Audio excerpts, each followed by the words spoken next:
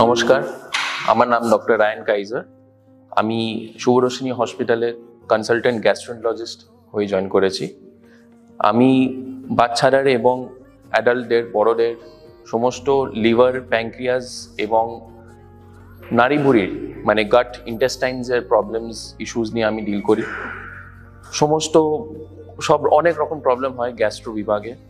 সেটা হচ্ছে পেটে ব্যথা, লিভারের problem, jaundice, diarrhoea, recurrent diarrhoea যেটা অনেক দিন ধরে চলছে, অনেক ক্রনিক লিভারের প্রবলেমস, রক্তে পায়খানা আসছে না, এরকম অনেক ধরনের প্রবলেমস বাচ্চাদের এবং অ্যাডাল্টদের হতে পারে।